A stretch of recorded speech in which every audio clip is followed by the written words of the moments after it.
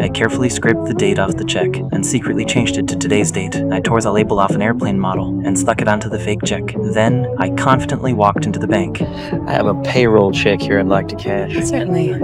Excuse me. I'm sure you hear this all the time, but you have the most beautiful eyes I have ever seen.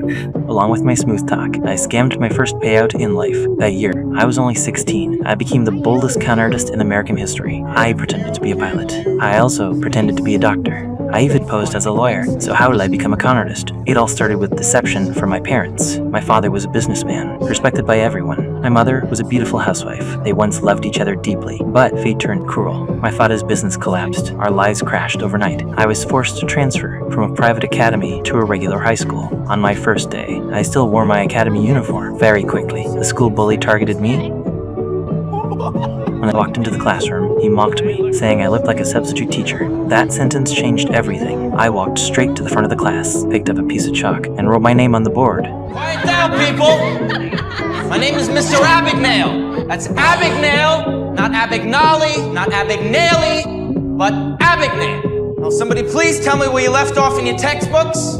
Excuse me, people, if I need to ask again, I'm gonna write up the entire class. Take your seats! Then I started pretending to be the substitute teacher. My strict tone fooled everyone. I dragged the bully to the front and punished him by making him read out loud. A full week passed before the principal discovered the truth.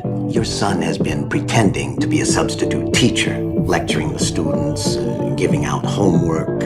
My father didn't blame me. Instead, he admired me. That was my very first scam. Moving into a small apartment did not bother me much. But one day when I got home, my parents were signing divorce papers. The lawyer asked me which parent I wanted to stay with. I could not accept it and decided to run away from home. I rushed toward the train station and bought a ticket to New York. But very soon, I ran out of money. I knew checks could be exchanged for cash, so I started forging checks. I used a blade to scrape away the numbers, used an eraser to remove the marks, then wrote in new numbers. Finally, I replaced the name on the check. I carried the fake check into the bank, but unexpectedly, I was rejected. I realized the problem wasn't the fake check. It was because I looked too young. The bank simply didn't trust my identity. Just as I stood on the street with no ideas left, a pilot suddenly caught my attention. An idea instantly came to my mind. I first pretended to be a student reporter and went to interview an airline company. I tricked the manager into giving me pilot information. Then I called the airline supply department, claiming I had lost my uniform and received a custom-made pilot outfit. After putting it on, I went back to the bank again. I successfully cashed my first real fortune. That outfit worked